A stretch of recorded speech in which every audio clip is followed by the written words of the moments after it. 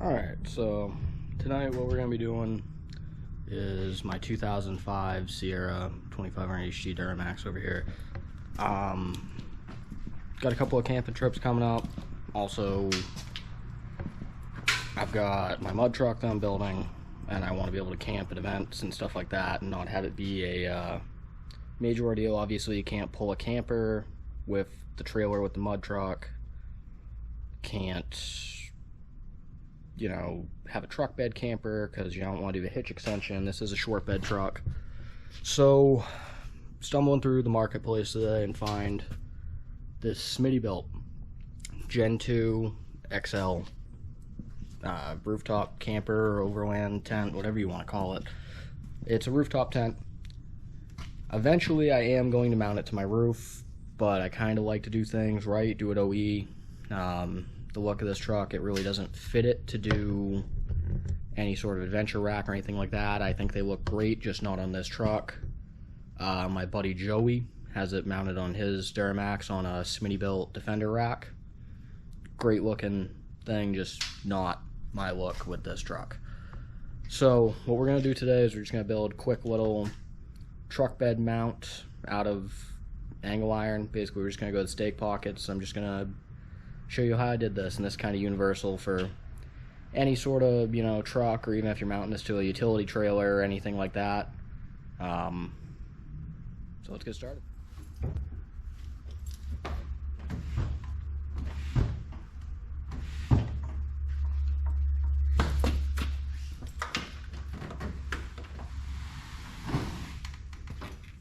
Anybody wondering, these things are pretty heavy. I was actually amazed when I went to pick this up today that it's a couple hundred pounds. I thought they'd be lighter than this. I mean, thinking about it, it makes sense, but definitely a bear. I'm going to be rigging up some sort of rack system to take it on and off and whatnot, so just bear with me while I ride the struggle bus of taking this off by myself. The gentleman was nice enough to help me load it when I bought it. This is used, this isn't new. I ain't rich.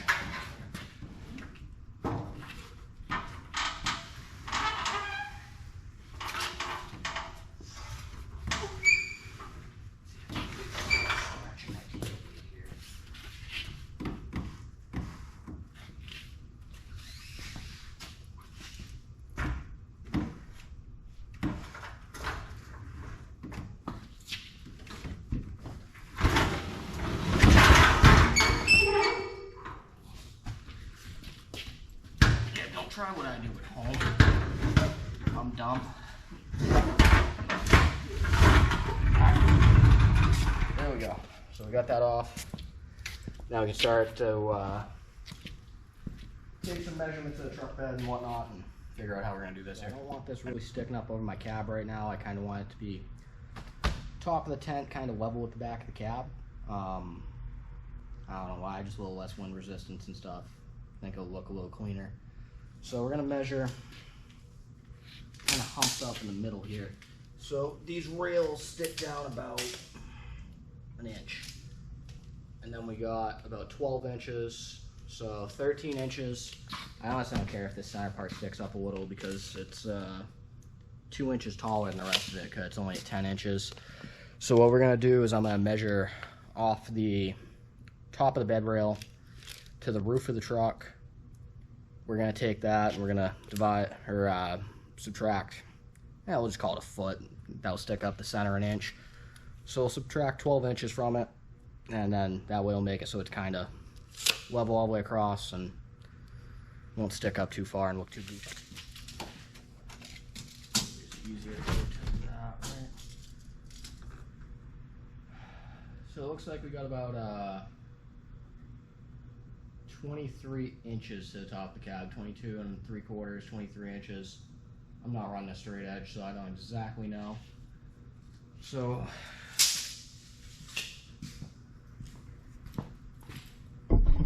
if we, that was a bad angle. So if we subtract, 23 minus 12, I feel dumb, 11 inches. So we're gonna make these 11 inches up off the rail, figure using 1/8 inch plate, so I'm not even gonna subtract for the metal because this isn't gonna be all that accurate. But do what you want to do. First 11-inch piece off. The way it's set up in my truck, my tonneau cover, the rear mounts through the stake pocket hole, so we can't just through bolt to the stake pocket hole, but in the front we can. I think it's a little bit more stable, so we're going to do that in the front and then work out a flat plate with a J-hook to hook the upper edge of the bedside and the rear. So just, you know, marked out my angle here. Like I said, I already cut the 7-inch piece off. The stake pockets are 6 3/4 deep in the front, so what we're going to do is actually cut the rear off at, you know, 17 3/4 instead, or the front off at 17 3/4, so we can mount it and have it all be even. Just marked our line here, and we'll go ahead and cut it on the bandsaw.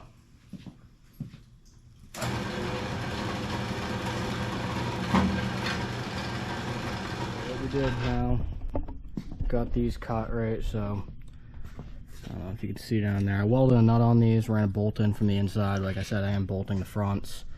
So just measured across the two, kind of flex them in a little bit because they are kicked out just due to the lip of the bed. So from end to end I got 68 inches. So what we're going to do is take our long pieces of angle iron. I'm going to cut this one to 68 inches, and then I'm going to trim back one of these lips 1.5 inches.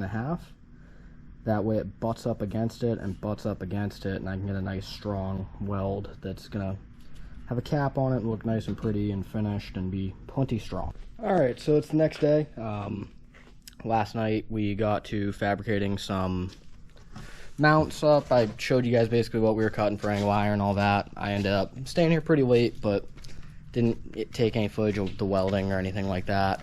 We got them all grinded down. I've got the front one in paint. We ended up just going down to the stake pockets. I'll show you.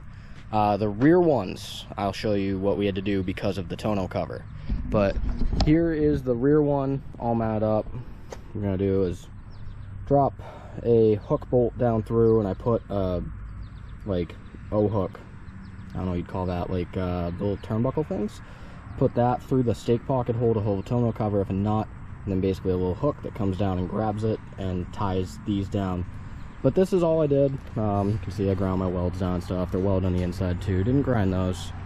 The front one is sitting painted right now. I'm just going to throw a couple coats of primer on this and then paint this one up and show you guys how it's all mounted. Alright, so we got the front one all mounted, painted up here. I know I could have ground my welds a little nicer and stuff, but whatever. What I did was I welded a nut down inside here, and you can kind of see if you look across there or down in here. Just ran a bolt through with the nut, and that's how I mounted these ones. As for the rear, so this is what we ended up with, you know, comes down whole, because the reason is, if you look at my bed, it's got a tonneau cover, and the tonneau cover originally had like a one of those square shank bolts comes through, carriage bolt, had a carriage bolt that came through with a nut on the inside, through a stake pocket hole. There's the same thing on the inside. So I took it out and I put one of these little like eyelet hooks here, and then we have these hooks that go down in, and then we'll just run our nuts down on those, and I'll end up cutting them off a little bit, and it will hold everything steady. Alright, so this has now been on here for a few days. It's all finished up. As you can see, I just ran the bolts with the factory supply mounting hardware from the smittybilt. It just goes in these rails. You know, they give you two in a bracket to like come down around this, but I figured where this is flat on the bottom, I'd rather just kind of run the nut down and tighten it up. Fits pretty good. I got really no complaints about it. I like how it's pretty much level with the roof of the truck. Only thing I've noticed is going down the highway, you get a little bit of a coming out of these, but that's no big deal. I think I might remedy that by just running a piece of 1 3/4 flat plate across both of them in the back, and kind of make it so it's a U-channel instead of just being the angle iron. But this is how I did it. Everything, I mean, it's plenty strong. I can shake the truck by it. Had the tent folded out and was on it, and it's all good. So we got this project all finished up. I've been driving around with it for a few days. Works good. Angle iron, super easy to find, super cheap, which is nice. I did this whole project for a little less than 120 bucks, and that includes paint, bolts, angle, everything. You can get this stuff anywhere. I got it Tractor Supply. You can go to Ace, you can go to Home Depot, you can go to Lowe's. Wherever around you, someone's gonna have angle iron. It's plentiful, it's cheap, it's easy to work with. If I were to do this again, I would probably do it with square tubing, but that's harder to find. The only reason is a little prettier, a little bit stronger, but you don't need to go overkill on everything, right? You don't need special tools to work with angle iron to do this. I know obviously I'm doing this in a shop and I'm using a metal bandsaw and a drill press and a welder. Really all you need is a drill, some way to cut this, and a welder. It's mild steel. You can weld it with a Harbor Freight flux core welder. I think those will run you like $120. You don't need anything special to cut it. You can cut this stuff with a Sawzall. You could cut it with a hacksaw if you're so inclined, but I am way too lazy for that myself. It took me a couple of nights, but that was just working after work, kind of going easier on it. I'll tell you, it actually took me longer to film it than it took me to do the project. I know you can get these racks really cheap. I know there's a ton of them used as well. It kind of depends on your truck. I'm sure I could find one for a 6.5 foot GMT 800 bed. I didn't look that hard because I knew it wouldn't be that hard to fabricate one. If you have like a Toyota Tacoma, there's a million of these racks. And if you go on Facebook Marketplace, there's probably 30 of them for sale within 25 miles of you. Tends to be the go-to overland vehicle for everybody now, so it is what it is, but I showed you super easy to fabricate, and you can kind of fine-tune it for what you want. The height you want, stuff like that. Maybe in the future I'll take this and cap these off, and I'll mount some stuff here for camping and stuff like that. And that's what's nice about it, is just do what you want with it. Thank you guys for watching. I'll be back with you for another project.